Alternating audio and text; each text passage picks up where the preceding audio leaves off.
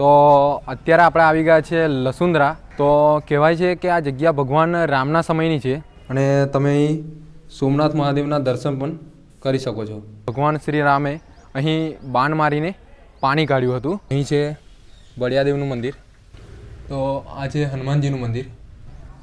તો દોસ્તો, સ્વાગત છે તમારું ફરીથી આપણા એક નવા બ્લોગની અંદર. તો અત્યારે આપણે આવી ગયા છે લસુંદરા, જ્યાં આવેલા છે ગરમ અને ઠંડા પાણીના કુંડ.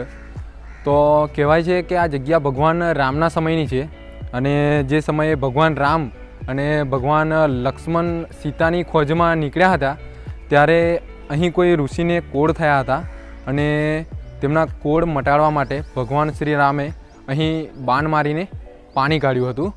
તો આ છે, આ બધા કુંડ છે. તો જોઈ શકો છો, આ જે કુંડ છે પહેલો, ત્યાં બાણ માર્યું હતું.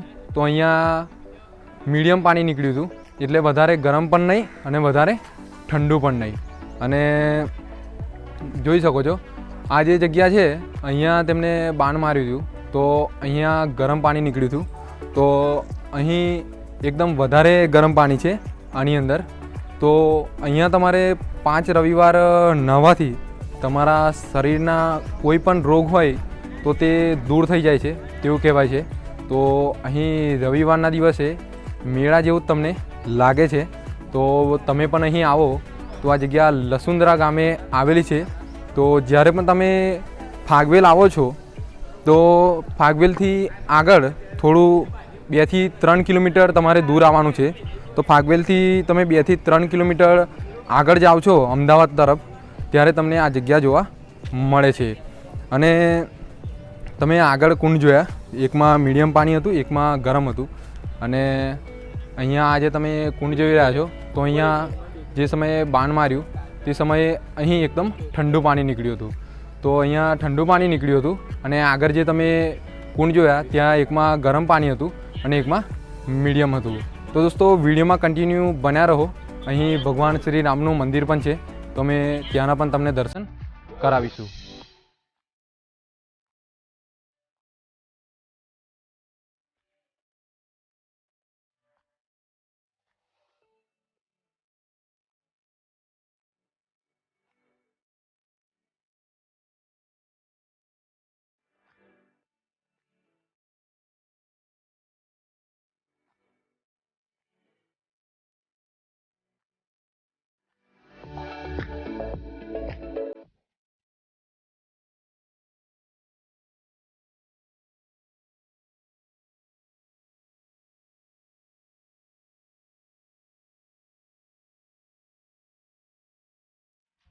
તો દોસ્તો, જોઈ શકો છો આ છે અહીંનો આખો વ્યૂ છે. તો આ જગ્યા આજે પહેલાં કુંડ છે, તો અહીં તમને મીડિયમમાં પાણી જોવા મળશે. એટલે કે વધારે ગરમ પણ નહીં અને વધારે ઠંડુ પણ નહીં. અને અહીંયાથી તમે થોડા આગળ જશો એટલે તમને આ કુંડ જોવા મળશે. તમે જોઈ શકો છો. તો અહીંયા તમને ખાલી ગરમ પાણી જોવા મળશે. જોઈ શકો છો આની અંદર તમને વધારે ગરમ પાણી જોવા મળશે. જોઈ શકો છો આ બધા કુંડ, આ કુંડ બહુ જ ઊંડા છે અને અંદર જોઈ શકો છો તમે, અંદર પાણી પણ પડી રહ્યું છે સાઈડમાં દિવાલોમાંથી, જોઈ શકો છો. તો આ જગ્યા ઉપર તમને ગરમ પાણી જોવા મળશે આ બધા કુંડની અંદર. અને આ જ્યાં મોટો કુંડ છે એની અંદર તમને વધારે ગરમ પાણી જોવા મળશે. અને અહીંયા તમે સામે જે કુંડ જોઈ રહ્યા છો ત્યાં તમને મીડિયમ નહીં પણ ઠંડુ પાણી જોવા મળશે. આ જે સામેવાળા કુંડ છે તેની અંદર તમને ઠંડુ પાણી જોવા મળશે. તો અહીં 3 જગ્યા પર પાણી કાઢેલું છે. તો ત્યાં તમને ઠંડુ પાણી જોવા મળશે, અહીં તમને મીડિયમ પાણી જોવા મળશે, એટલે કે વધારે ગરમ પણ નહીં ઠંડુ પણ નહીં. અને આ જે જગ્યા છે અહીં તમને ખાલી ગરમ પાણી જોવા મળશે. અને અહીં તમે સામે જોઈ શકો છો, તો સામે ભગવાન શ્રી રામનું મંદિર છે. તો ત્યાં પણ અમે તમને લઈ જઈશું.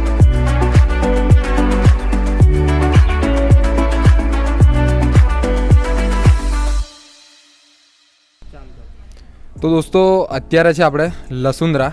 તો આ જગ્યા ઉપર ગરમ અને ઠંડા પાણીના કુંડ છે. તો અહીંયાની થોડી માહિતી આ ભાઈ અહીંયાના જ છે, તો આપણને આ જગ્યા વિશે થોડી માહિતી આપશે. લસુંદરા ગામ છે, જૂનું છે અને 2000 વર્ષ પહેલાંનું છે. બનેલું છે. જ્યારે વનવાસ ગયા શ્રી રામ ભગવાન ત્યારે બોનમાં પાણી કાઢ્યું હતું. એક ઋષિ ઘોર થયેલા ના માટે બોન માર્યું. ગામ ગામથી લોકો આવશે, આગા આગળથી લોકો નાહવા આવશે. કુંડ બનેલા છે. કુંવર કરોડા ગમે તે રોગ ચોબેરીનો હોય તો મટી જાય છે. દર રવિવારે મેળો ભરાય છે લસુંદરા ગામે. તો દોસ્તો આ હતી અહીંની માહિતી. તો આ કહે છે કે આ જગ્યા ભગવાન રામના સમયની છે. જે સમયે તેઓ વનવાસ માટે નીકળ્યા હતા તે સમયે તે અહીં આવ્યા હતા અને તેમને અહીં બાણ મારીને પાણી કાઢ્યું હતું. તો અહીં તમારો શરીરના ગમે તે પણ રોગ હોય તો તે અહીં 5 રવિવાર નહાવાથી દૂર થઈ જાય છે. અને અહીં રવિવારના દિવસે હજારોની સંખ્યામાં પબ્લિક આવે છે અને મેળો પણ ભરાય છે.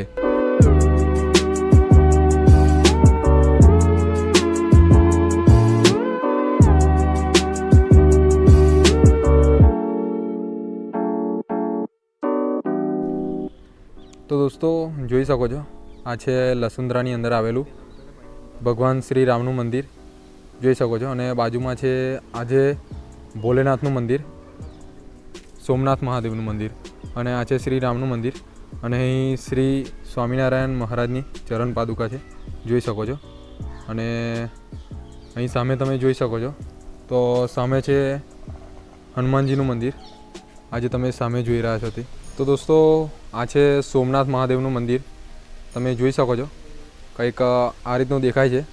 તો આપણે જઈએ હવે મંદિરની અંદર દર્શન કરવા માટે અને અમે તમને પણ દર્શન કરાવીશું અંદર સોમનાથ મહાદેવના. તો જોઈ શકો છો તમે કંઈક આ રીતનું મંદિર દેખાય છે અંદરથી.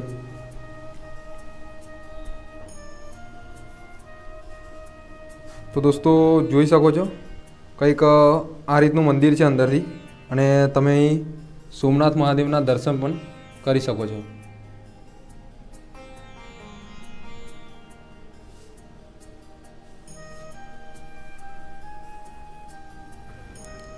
તો દોસ્તો સોમનાથ મહાદેવના મંદિરના દર્શન કરી આપણે બહારની તરફ આવીએ એટલે અહીં છે બળિયાદેવનું મંદિર. તો જોઈ શકો છો તમે કંઈક આ રીતનું મંદિર છે. તો અહીંયા દર્શન કરીને આપણે થોડા આગળની તરફ જઈએ એટલે અહીં હનુમાનજીનું મંદિર છે. તો જોઈ શકો છો. તો આ છે હનુમાનજીનું મંદિર.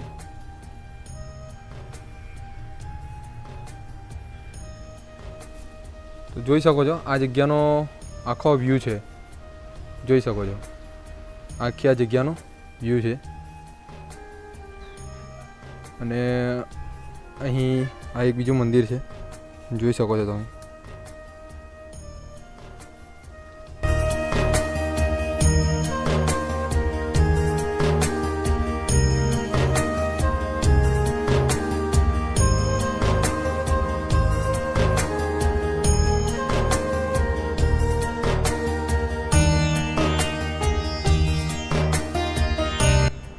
તો દોસ્તો આ હતો આપણો આજનો એક નવો બ્લોગ. તો દોસ્તો જો તમને આપણો આ લસુંદરાના ગરમ અને ઠંડા પાણીના કુંડનો બ્લોગ ગમ્યો હોય તો આપણી આ યુટ્યુબ ચેનલ મયુર બ્લોગને સબસ્ક્રાઈબ કરી લો જેથી તમને આવા જ નવા ધાર્મિક અને નવી નવી લોકેશનોના વિડીયો જોવા મળે.